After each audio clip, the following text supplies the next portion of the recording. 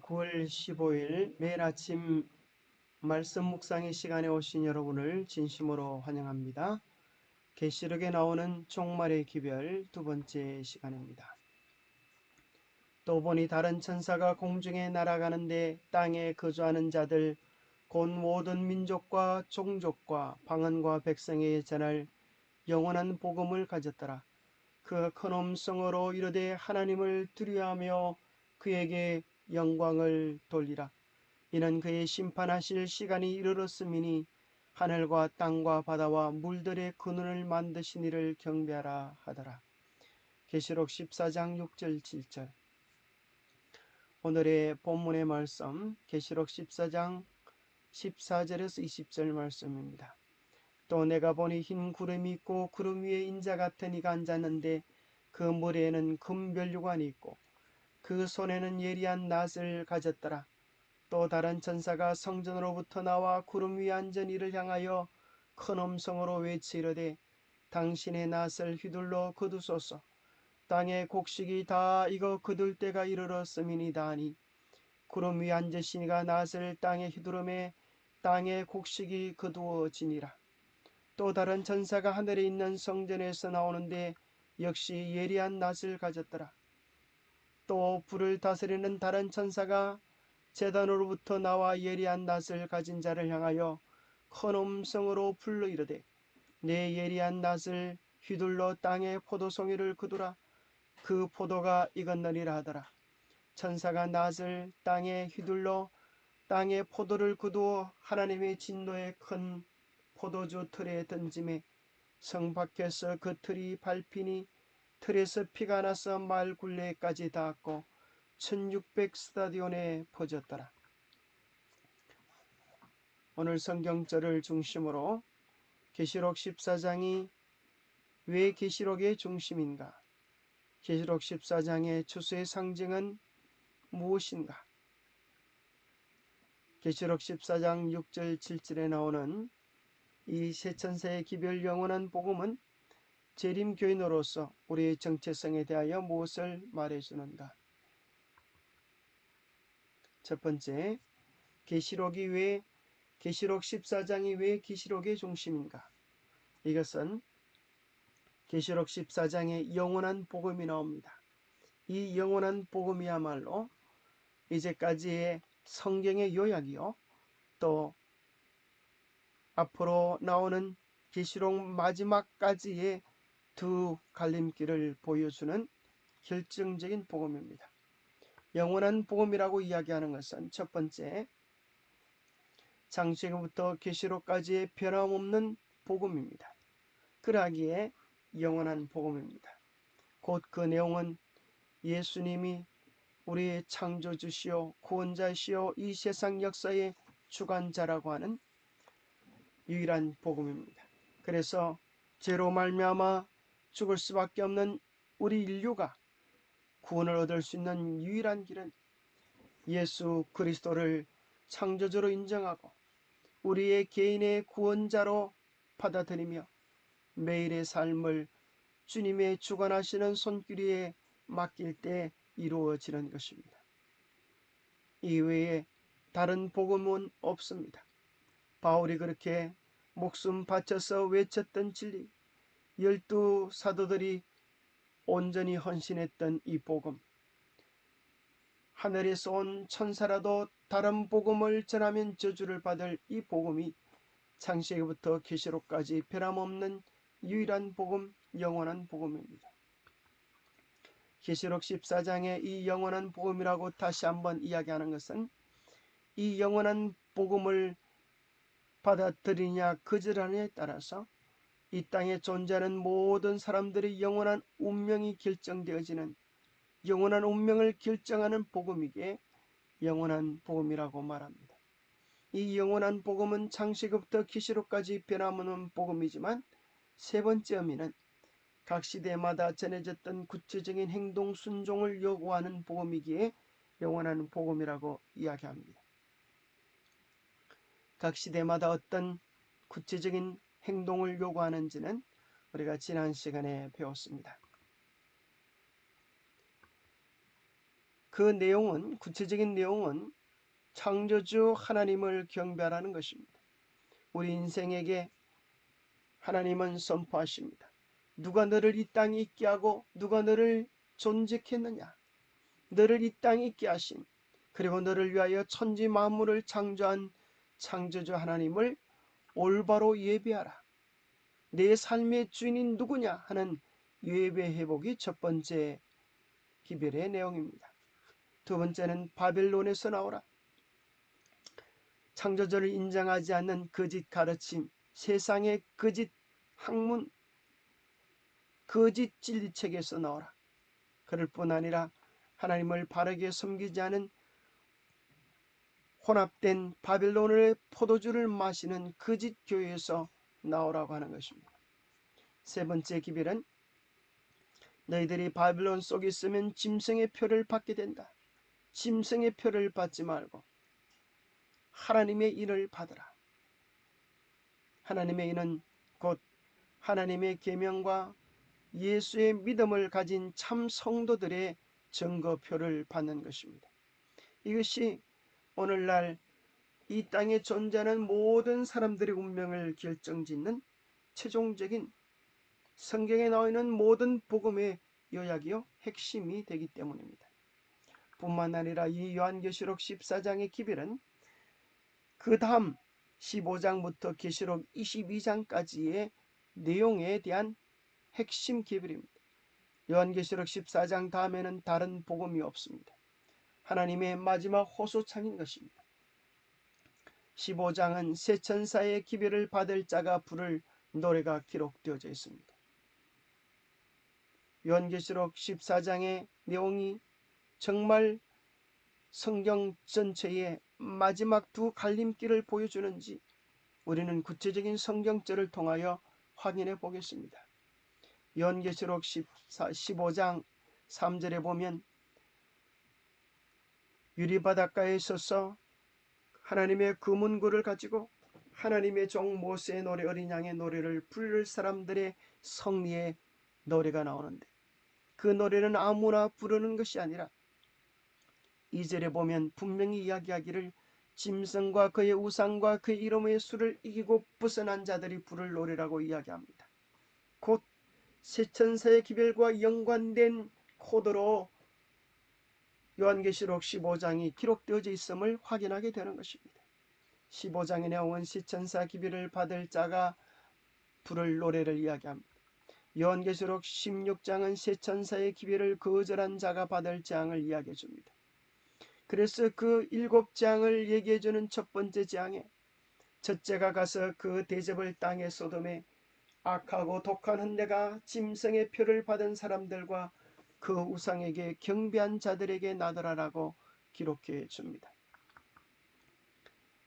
17장부터 19장까지는 둘째 천사의 기별은 바벨론이 무너졌다라고 이야기하고, 셋째 천사의 기별은 하나님의 인을 받으라고 이야기하는데, 짐승의 표를 받지 말라고 이야기하는데, 그 내용들이 어떻게 성취되어지는지 구체적으로 풀이해 주고 있는 것입니다. 그래서 바벨론에서 나오라라고 말씀하시는 그 내용 속에 17장 5절에 보면 그 이마에 이름이 기록되었으니 비밀이라 큰 바벨론이라. 오늘날 온 세상을 미혹하는 바벨론에도 불구하고 오늘날 수많은 사람들에게 비밀이라고 하는 것입니다. 수많은 사람들이 알지 못하는 수수께끼라고 하는 것입니다. 이것이 둘째 천사의 기별의 내용의 핵심 내용이지 않습니까? 그러면 계시록 20장부터 22장까지의 내용은 새 천사 기별을 순종할 자들이 누릴 영원한 영광을 기록해 주고 있습니다. 정말 그러한지 아니한지 살펴보십시다. 그리스도로 더불어 1000년 동안 하늘에서 왕노릇할 자들은 아무나가 아니고 짐승과 그의 우상에게 경배하지도 아니하고 이마와 손에 표를 받지 아니한 자들이 살아서 그리스도와 더불어 1000년 동안 왕노릇할 것을 이야기해 주고 있습니다. 이 성경절들이야말로 정말 새천사의 기별이 성경의 결론이라고 하는 사실을 다시 한번 확인해 주는 정말 중요한 내용이지 않습니까? 계시록 14장에는 결국 추수의 상징이 이렇게 나타나 있습니다. 내가 보니 흰 구름이 있고 구름 위에 인자 같으신 이가 앉았는데 그 머리에는 금별류관이 있고 그 손에는 예리한 낫을 가졌습니다. 또 다른 천사가 성전으로부터, 그죠? 성전에서 나오는 것입니다. 하나님의 성전이 하나님의 거룩한 계명이 모든 심판의 기초가 되는 것입니다. 그가 낫을 휘둘러 땅의 곡식이 다 익어서 거둘 때가 되었다라고 이야기하면서 하늘 백성의 최종적인 수확, 심판이 이르렀음을 이야기해 줍니다. 마태복음 13장 30절에는 둘 다 추수 때까지 함께 자라게 둬라. 추수 때에 내가 추수꾼들에게 말하기를 가라지는 먼저 거두어 불사르게 단으로 묶고 곡식은 모아 내 곡간에 넣으리라. 여기 잘 익은 하나님의 백성들, 하나님의 성품을 닮은 그 백성들을 하나님의 곡간에 넣으시는 반대로 땅의 포도로 상징되어진 이 백성들은 멸망받을 백성들을 이야기합니다. 그들의 마음속에 원수의 뜻을 받아들여 원수의 백성으로 익어진 사람들을 이야기합니다. 포도를 밟는다는 표현은 유대인들에게 익숙해진 것이었습니다. 구약에서 이 표현은 하나님의 진노가 이스라엘의 원수들에게 내려질 때 사용되었습니다. 요한계시록 19장에서도 다시 그 내용을 반복해주고 있습니다. 성 밖에서 그 털이 밟히니 털에서 피가 나서 마을 굴레까지 닿았고 1600 스타디온에 퍼졌더라. 여러분, 포도즙을 짜보셨습니까? 그 붉은색이 마치 사람들의 피를 연상시킨다는 표현입니다. 포도를 놓고 발로 밟을 때 그 틀에서 포도즙이 나오는 것처럼 그 포도즙의 피가 심판할 때 악인들이 흘릴 피와 비슷하다는 것입니다. 이 광경은 하나님의 원수들이 예루살렘 밖에서 멸망하는 것으로 묘사하는 구약의 예언에서 이끌어낸 것으로 보입니다. 1600 스타디온은 약 296km의 거리를 나타냅니다. 실제적으로 296km를 이야기하기보다 아마도 상징적인 의미가 되겠죠. 그 1600 스타디온은 4 곱하기 400으로 계산할 수 있습니다. 4는 땅의 숫자입니다. 사방의 모든 악인들이 다하여 한 명도 유해 없이 철저하게 하나님의 진노가 세계적인 규모로 집행되어지는 세계적 심판에 대한 상징적 의미일 것입니다. 하나님의 원수들은 완전히 진멸될 것을 우리는 알게 됩니다. 추수의 상징은 예수님의 재림을 묘사하기 위해서 성경 곳곳에 사용됩니다. 계시록 14장에서 익은 곡식의 수확은 의인의 구원을 상징하며 과숙한 포도의 수확은 악인들의 멸망을 묘사합니다. 계시록 14장 6절에서 12절은 사람들에게 지구의 최종적인 추수를 준비하라고 전하는 종말의 긴박한 기별을 포함하고 있습니다. 계시록의 중심은 무엇입니까? 우리를 향한 주님의 영원한 사랑의 초청입니다. 예수님은 모든 인류에게 그분의 사랑에 반응하고 그분의 은혜를 받아들이고 그분의 진리를 따라 임박한 재림을 준비하라고 마지막으로 호소하는 것입니다. 계시록은 다음과 같은 예수님의 초대로 끝을 맺습니다. 성령과 신부가 말씀하기를 오라 하시는도다. 듣는 자도 오라 할 것이요 목마른 자도 올 것이요 또 원하는 자는 값없이 생명수를 받으라. 누구든지 값없이 구원을 사라고 우리 주님은 초청하시는 것입니다. 돈 없이 값없이 와서 사는데 와서 얻으면 되는데 왜 사라고 하십니까? 누구든 다 살 수 있기 때문에 돈 없이 값없이 와서 살 수 있습니다. 그러나 사라고 하는 것은 주님께서 요구하는 것이 한 가지는데 그것은 우리 주님께서 우리의 마음을 요구하시기 때문입니다.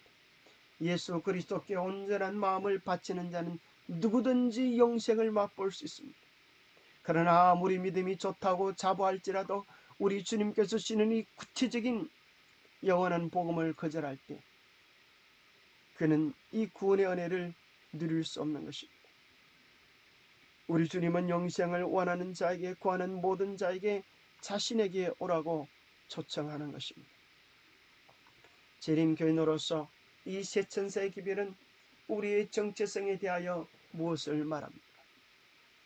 세천사의 기별은 우리 재림교회의 로고이고 우리 재림교회의 존재의 이유이고 우리가 세상 끝까지 선포해야 할 우리의 기별을 대표해주고 있습니다.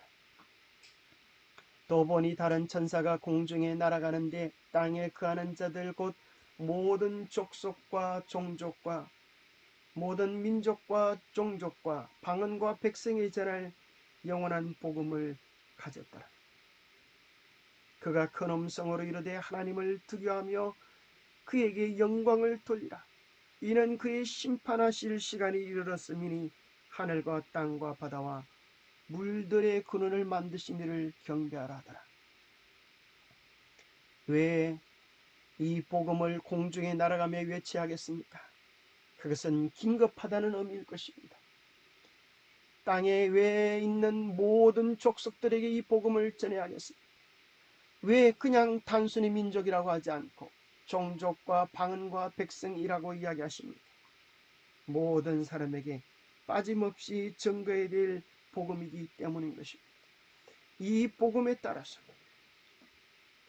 영원한 생명과 영원한 멸망이 결정되어지기 때문에 우리는 이 기별을 모든 사람에게 전해야 할 것입니다.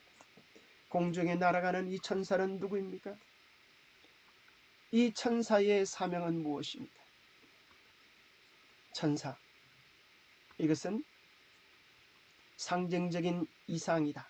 천사는 특별히 구절에서 언급된 모습으로 하나님의 심판하실 시간이 이르렀을 때에 영원한 복음을 선포하는 일에 종사하는 하나님의 성도들을 상징한다. 오늘 새 천사의 기별을 가진 우리가 하나님께서 천사라고 말씀하시고 우리를 천사라고 말씀하시고 우리는 이 기별을 가지고 참으로 담대하게 그들의 운명이 걸려있는 이 기별을 담대하게 선포해야 할 것입니다. 이것이 우리의 존재이요 우리의 비전이요 사명입니다. 세상을 위한 파수꾼, 특별한 의미에 있어서 제7일 안식일 예수 재림교인들은 이 세상을 위한 파수꾼과 빛을 전하는 자로 구별되었다. 하나님의 말씀에서 흘러나오는 놀라운 빛이 그들을 비추고 있다. 첫째와 둘째와 셋째 천사의 기별을 전파하는 가장 엄숙하고 중대한 사업이 그들에게 맡겨져 있다. 그보다 더욱 중대한 사업은 없다. 그들은 다른 어떤 것에 의해서도 그들의 관심이 빼앗겨서는 안 된다. 어떤 사람은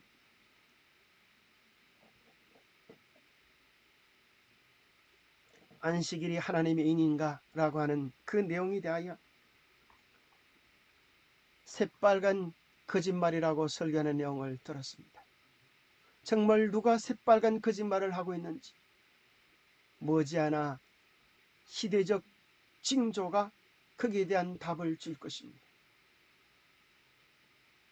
세천사의 기별은 사람의 말이 아닙니다.